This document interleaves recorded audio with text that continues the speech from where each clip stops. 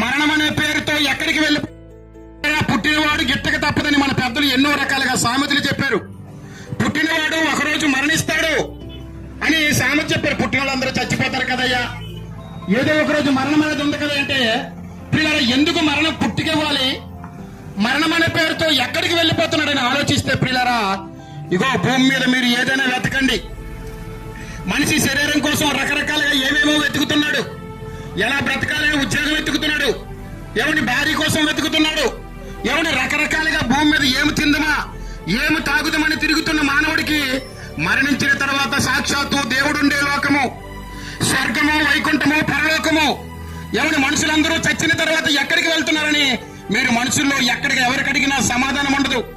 మనుషులు చదువుకుంటున్నటువంటి యూనివర్సిటీలో గాని, మనుషులు చదువుకుంటున్నటువంటి బడుల్లో గాని, మనుషులకు పాఠాలు చెప్తున్న టీచర్లు గాని ఎవరి మరణం తర్వాత ఏం జరుగుతుందో చెప్పలేరు.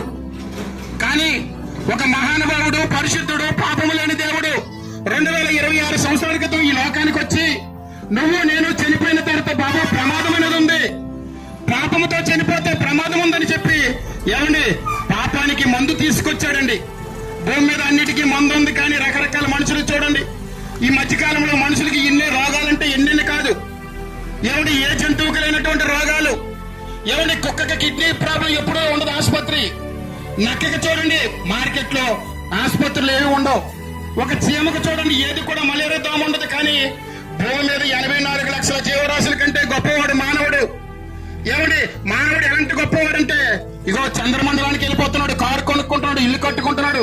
ఇన్ని తెలివితేటలు ఉన్నటువంటి మానవుడికి మరణం అనే పేరుతో ఎక్కడికి వెళ్ళిపోతున్నాడు అని ఆలోచిస్తే ప్రియులారా, మరణం అంటే భయపడిన వారు ఎవరూ లేరు.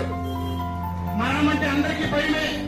చాలా మంది మరణం తర్వాత ఎక్కడికి వెళ్ళారంటే మనుషులు రకరకాల సమాధానాలు చెప్తున్నారు. ఎందుకంటే చనిపోయిన వాడు గాలైపోయాడు అప్పుడు కొంతమంది ఏమో చనిపోయిన వాడు ఆత్మ ఎక్కడే తిరుగుతుందని కొంతమంది తిరిగి కోరికలు తీర్చుకుంటారని అంటున్నారు. కానీ ప్రియులారా, మానవుడికి ఒక్కసారే పుట్టుక, చనిపోయిన తర్వాత మళ్ళీ దేవుడు ఇక్కడ కోరికలు తీర్చుకోవడానికి మళ్ళీ ఎవడు 60, 70, 80 నీకు అధిక బలం ఉంటే 80 సంవత్సరాలు ఇక్కడ నువ్వు ఎంత మీసం వెళ్ళేసినా తొడగొట్టినా నీ దగ్గర డబ్బుతో గర్వంతుడైన అహంకారం అయినా ఎవరి మరణం అనే పేరుతో సైలెంట్ గా అన్ని వదిలేసి వెళ్ళిపోవాలి. ఎవరి నిన్న మొన్న సౌదీలో రాజు చనిపోయాడు. అతనికి బంగారు బాత్రూము, బంగారం ఇల్లు, బంగారం కారు, పిల్లల ప్రతిదీ కూడా బంగారమే. కానీ అన్ని విడిచిపెట్టి వెళ్ళిపోయాడు, అన్ని వదిలేసి వెళ్ళిపోయాడు. ఎక్కడికి వెళ్ళాడంటే పిల్లరా, చనిపోయిన తర్వాత 2 లోకాలు ఉన్నాయి. తల్లులారా, అమ్మలారా, పొంగరాడు మెట్ట ప్రజలారా, చనిపోయిన తర్వాత 2 లోకాలు ఉన్నాయి. ఒకటి దేవుడుండే లోకము, స్వర్గము, వైకుంఠం అయితే రెండవది పాతాళమనే జైలు ఉంది, నరకమనే జైలు ఉంది. ఎవడు చనిపోయిన తర్వాత ఇగో దేవుడి కోసం భూమి మీద ఉన్నప్పుడు మానవుడు నచ్చినట్లు బ్రతికి ఈ శరీరాన్ని నచ్చినట్లు వాడితే అలాంటి వాడు మరణిస్తే భయంకరమైనటువంటి నరకమనే జైలు ఉంది. అది దేవునికి ఎరగని వారికి, భూమి మీద నచ్చినట్లు పాపము చేస్తూ జీవించిన వారికి ఏంటి నరకమనే జైలు ఎదురు చూస్తుంది. అందులోకి వెళ్ళిన వాడు నిత్యము వేదన పడాలి, బాధపడాలి. భూమి మీద ఉన్నప్పుడైతే ఏమని బాధ ఉంటుంది, సంతోషం ఉంటది, ఆనందం ఉంటది, దుఃఖం ఉంటది. కానీ చనిపోయిన తర్వాత ఒక లోకంలో సంతోషం ఉంటది నిత్యము. అదే పరలోకము, వైకుంఠము, స్వర్గం అయితే అది దేవుడుండే లోకమైతే అక్కడ పాపాత్ములు ఉండరు, ఏమిటి మర్డర్ చేసేవాడు ఉండరు, రేప్ చేసేవాడు ఉండరు, వ్యభిచారం చేసేవాడు ఉండడు, మందు తాగేవాడు ఉండడు. ఏమండి ప్రియులరా, మందు తాగి దేవుడిచ్చిన దేహాన్ని ఎలా పాడు చేసుకుంటున్నారు. ఏ జంతువు చేయనటువంటి పాపాలు మానవుడు చేస్తున్నాడు. ఏ జంతువు ఎరగనటువంటి ఎవరి భయంకరమైనటువంటి వ్యభిచారాలు మానవుడు చేస్తున్నాడు. అందుకని ఏ జంతువుకి లేని రోగాలు మానవుడికి ఇచ్చాడు దేవుడు. ఎవరి kidney problems, gas problems, liver problems, గుండెపోట్లు, రకరకాల జబ్బులు చూడండి. ఎందుకు మానవుడికి అయిపోతున్నాడంటే ఏమని మానవుడు అన్ని పుచ్చులు తెలుసుకుంటున్నాడు. ఇగో వంకాయ పుచ్చిపోయింది అనుకోండి 100 సార్లు చూస్తున్నాడు. ఉల్లిపాయ పాడైపోయింది అనుకోండి 100 సార్లు ఉల్లిపాయ అటు ఇటు తిప్పి చూస్తున్నాడు. ఏమండి ఏదైనా నకిలీ బంగారం కొన్నాడు అనుకోండి, బంగారాన్ని 100 సార్లు పరిశీలించుకుంటున్నాడు. కానీ మనిషి హృదయం చనిపోయింది. దేవుడు అంటున్నాడు, నీ హృదయం అనేది బహు వ్యాధి గలది, దాన్ని గ్రహింపగలవాడు ఎవడు అంటే హృదయంలోనే పాపాలు ప్రారంభమవుతాయి. అందుకని పోలీసు వాడు కూడా చూడండి, పోలీసులు దొంగవాడిని శిక్షించినప్పుడు ఏమని అతను ముందే గెస్ చేయలేరు, ఇతను దొంగవాడా, మర్డరిస్టా, రేపిస్టా అని ఎందుకు అనుకుంటున్నారు.